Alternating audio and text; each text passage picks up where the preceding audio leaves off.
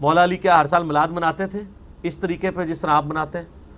تو وہ فوراً چٹا جواب ہی آپ کو دیں گے، وہ کہیں گے نہیں تو بعد میں شروع ہے۔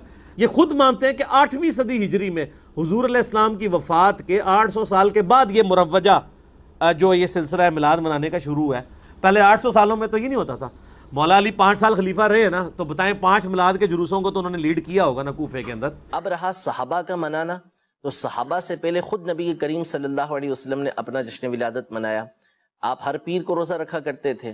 جب آپ صلی اللہ تعالیٰ علیہ وآلہ وسلم سے اس کی وجہ پوچھی گئی تو صحیح مسلم کے اندر ہے کہ آپ نے فرمایا کہ فیہ ولدت، میں اس دن پیدا ہوا۔ تو پیدا ہونے کی خوشی میں نبی کریم صلی اللہ تعالیٰ علیہ وآلہ وسلم نے روزہ رکھا، اس لیے کہ ویسے ہی ہر انسان کی جو حیات ہے، زندگی ہے، وہ اللہ کی نعمت ہے، اور نبی کریم صلی اللہ تعالیٰ علیہ وسلم کی جو زندگی ہے، آپ کی جو حیات ہے، وہ تو ہر ایک کے لیے رحمت ہے، ہر ایک کے لیے نعمت ہے، اور نعمت پر خوشی منانے کا ہمیں حکم دیا گیا ہے۔ قل بفضل اللہ وبرحمتہ فبذلک فلیفرحوا، تم فرماؤ کہ جب اللہ کا فضل اس کی رحمت ہو تو اسی پر چاہیے کہ لوگوں کو خوشیاں منائیں۔ تو اصل ثبوت یہ قرآن و حدیث سے موجود ہے۔ اب رہا صحابہ کرام علیہم رضوان کا منانا، تو بالکل صحابہ کرام علیہم رضوان نے بھی نبی کریم صلی اللہ علیہ وسلم کی آمد کے چرچے کیے ہیں اور مختلف انداز میں کیے ہیں۔ صحیح ستہ کی احادیث طیبہ میں موجود ہے کہ نبی کریم صلی اللہ تعالیٰ علیہ وآلہ وسلم کے صحابہ بیٹھے ہوئے تھے اور آپس میں گفتگو کر رہے تھے، اور حضور علیہ السلام کی خوبیاں بیان کر رہے تھے کہ ہم کس حالت میں تھے۔ اللہ نے نبی کریم صلی اللہ تعالیٰ علیہ وآلہ وسلم کو ہمارے درمیان بھیجا اور ان کے ذریعے ہمیں ہدایت اللہ تبارک و تعالیٰ نے عطا فرمائی۔ تو نبی کریم صلی اللہ تعالیٰ علیہ وآلہ وسلم کے پاس جبریل امین علیہ السلام حاضر ہوئے اور صحابہ کی اس گفتگو کے بارے میں آپ کو بتایا کہ اس طرح آپ کے صحابہ کرام علیہ رضوان آپ کے بارے میں گفتگو کر رہے ہیں۔ تو یہ میلاد ہی تو ہے، نبی کریم صلی اللہ تعالیٰ علیہ وسلم کی ولادت ہی کا تو تذکرہ کیا جا رہا ہے، آپ علیہ السلام کی آمد ہی کا تو تذکرہ کیا جا رہا ہے، وہ صحابہ کرام علیہ رضوان کر رہے تھے۔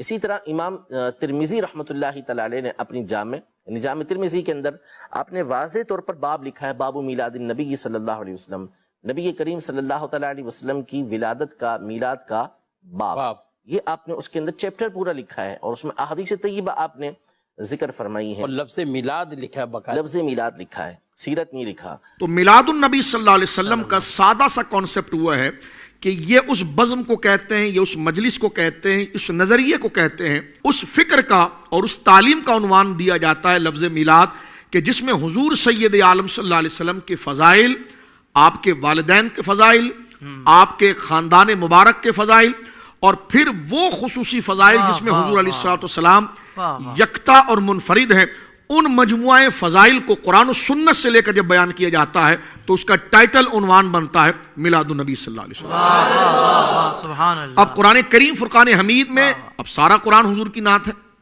ایک بندے نے سوال کیا جی سارا قرآن حضور کی نعت کیسے ہو سکتا ہے؟ اس میں تو ان لوگوں کا بھی ذکر ہے کہ جو اللہ رب العالمین کے عتاب اور غضب کا شکار ہوئے۔ میں نے کہا وہ بھی حضور کی نعت ہے۔ کہنے لگے وہ کیسے؟ میں نے کہا جو جنت عدن اور جنت اور اللہ کے محبوبیت کا مصداق ہوئے وہ وہی ہوئے جو آپ کے راستے پر چلے، بے شک، اور جنہوں نے حضور سید عالم صلی اللہ علیہ وسلم کا راستہ چھوڑا، العیاذ باللہ، نعوذ باللہ من ذالک، وہ عتاب اور عذاب کا شکار ہوئے۔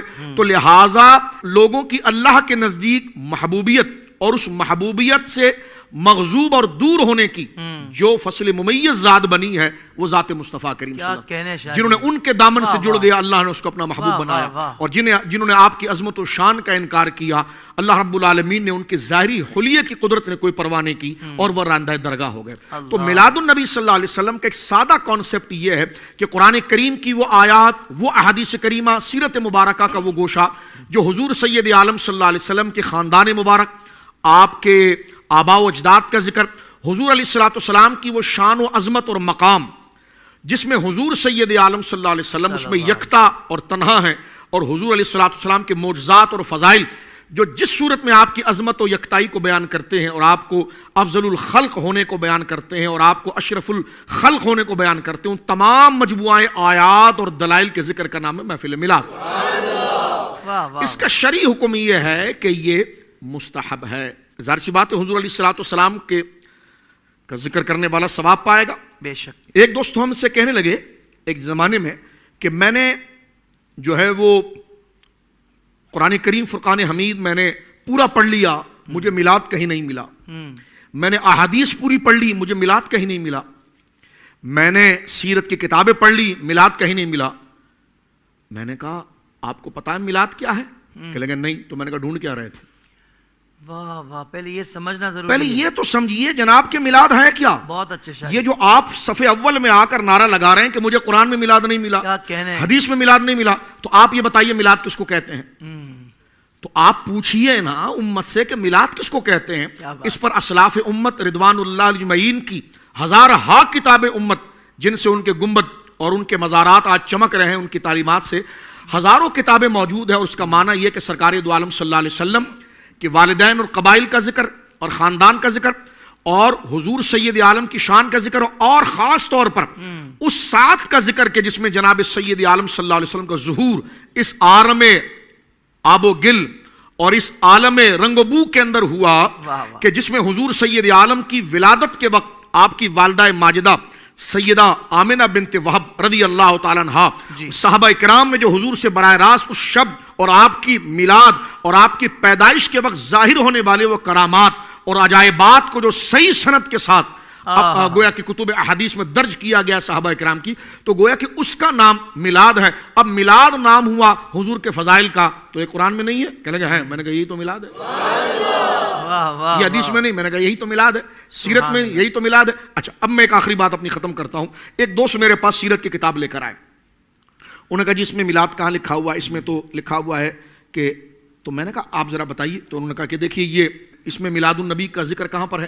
یہ تو غزوات کا ذکر شروع ہو گیا، سرکار علیہ السلام کی مکی زندگی کا شروع ہو گیا۔ تو میں نے کہا یہ ابتدائی 100 صفحے جو آپ نے پن اپ کیے ہوئے اور بند کیے ہوئے، یہ کیوں کیے ہوئے ہیں؟ اس کو کھولنے کی مجھے اجازت ہے؟ کیونکہ جس پیج سے آپ کتاب کو شروع کر رہے ہیں وہ پیج نمبر 100 ہے، جبکہ کتاب پیج نمبر 1 سے شروع ہوتی ہے۔ تو میں نے کہا کیوں نہ ہم سیرت کی کتاب کو پیج نمبر 1 سے شروع کریں۔ تو جب پیج نمبر 1 سے شروع کیا تو وہاں لکھا تھا کہ حضور علیہ السلام سب سے اشرف خاندان میں تشریف لائے۔ واہ واہ واہ، میں نے کہا بس میلاد یہیں سے شروع ہو گیا، کہ جس کو شاید وہاں پر کسی ربڑ سے یا کاغذ سے بند کر دیا گیا اور یہ تصور کیا گیا کہ جب میلاد تو وہ 100 صفحے سے کتاب شروع ہو رہی ہے تو میلاد اس میں نہیں ہے۔ تو میں نے کہا کتاب تو پہلے صفحے سے شروع ہوتی ہے، تو آپ سیرت کی کوئی بھی کتاب اٹھائیں اور اس کا پہلا صفحہ شروع کریں تو وہاں پر حضور کے خاندان کا ذکر ہے کہ بعثت من خیر قرون بنی آدم قرنن فقرنن، میں بھیجا گیا ہوں اللہ کی جانب سے سب سے بہترین لوگوں کے اندر، ایک زمانے سے دوسرے زمانے تک، یہاں تک کہ میں تمہارے سامنے موجود ہوں۔ تو گویا کہ حضور کے تمام کمالات اور شان اور عظمت اور آپ کے ولادت کے وقت ظہور کی جو گھڑیاں ہیں جو حضور نے خود بیان فرمائی اپنے مبارک خطبے میں، صحیح سند سے کتب حدیث کے اندر موجود ہے۔ سرکار دو عالم صلی اللہ علیہ وسلم کی والدین، سرکار کا خاندان، قریش کی افضلیت، بنو ہاشم کی شان، یہ تمام مجموعہ ذکر کو عنوان کیا دیا جاتا ہے؟ میلاد النبی صلی اللہ علیہ وسلم۔ اس لیے محدثین نے بھی جب اس ذکر کو چھیڑا تو امام ترمذی نے دیکھا کیا باب باندھا، باب ما جاء فی میلاد النبی صلی اللہ علیہ وسلم۔ تو یہ میلاد النبی صلی اللہ علیہ وسلم کا ایک سادہ کانسیپٹ ہے کہ جس کے پیچھے قرآن و حدیث کے اتنے دلائل ہیں کہ ایک نشست نہیں، اگر کئی نشستیں بھی ہوں گی تو وہ اس پر محیط نہیں ہو سکتی۔ ابو داؤد کی حدیث ہے وما امرت بتشیید المساجد، جی حضور نے فرمایا مسجدوں میں چونا نہ کرنا۔ اور بخاری کو آپ دیکھیے تو بخاری شریف میں تعلیق موجود ہے لَتُزَخْرِفُنَّ كَمَا زَخْرَفَتِ الْيَهُودُ وَالنَّصَارَى، میری امت مسجدوں کو ایسے سجائے گی سنوارے گی جیسا یہود و نصارہ اپنی عبادت خانوں کو سجاتے ہیں۔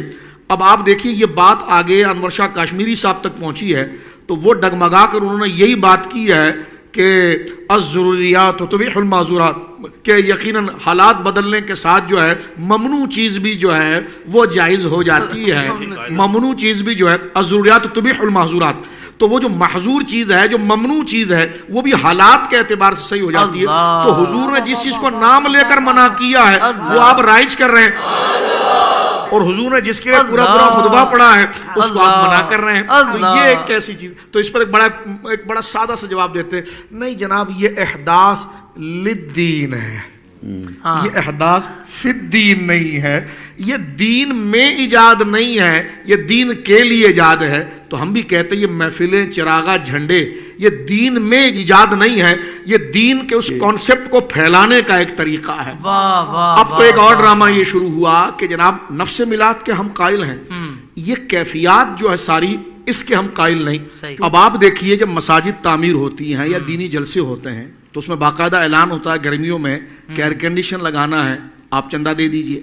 पंखा लगाना है चंदा दे दीजिए, सर्दियों के अंदर हीटर सिस्टम लगाना है चंदा दे दीजिए। तो भाई आपने किस फिकी जुजिये से ये आज की प्रोडक्ट और आज की बनाई हुई हियत कज़ाइया और आज की खारजी चीज़ें जो दौरे रिसालत के बाद है उसको कहाँ पर हदीस पाक के अंदर मुतय्यन करके और स्पेसिफिक उसको सवाब का बाइस कहा है, तो वो कैसे जायज़ हो जाता है? तो कहना कि दरअसल हमने पंखे को दीन नहीं कहा जी, ना उस पर सवाब की नियत की। मैंने कहा ऐलान तो आप पंखे का ही कर रहे थे। वाह वाह। कि नहीं, पंखा जब चलेगा तो नमाजी को सुकून मिलेगा, उससे नमाज का एक वकार बाकी रहेगा, इबादत का शौक आएगा, तो उसके लिए तो दलाइल मौजूद है और वो उसके लिए जरिया बन रहा है। तो मैंने कहा हमें भी इसी तरह कबूल फरमा लीजिए कि हमने नफ्से झंडा पर और नफ्से चरागा पर सवाब की नियत नहीं की, लेकिन जब चरागा होगा लोग देखेंगे कि जनाब हुजूर का जिक्र हो रहा है, तो हमारे उर्फ में इजहार मोहब्बत और ताजीम का तरीका ये है, तो हमने चरागे पर सवाब की नियत नहीं की है, फरोग इश्क मुस्तफ़ा सल्लल्लाहु अलैहि वसल्लम पर हमने चरागे की जो है वो जो सवाब की जो है वो नियत की है। तो हमारे मुल्क के अंदर, पाकिस्तान के अंदर जब जिना इंटरनेशनल एयरपोर्ट जो है वो सजता है कराची का, तो बताइए जो इतने मुस्लिम और गैर मुस्लिम उतरते हैं तो उनके लिए मैसेज नहीं होता कि गैर मुस्लिम आज उसने देखा कि जनाब ये आज पूरा शहर कराची सजा हुआ है,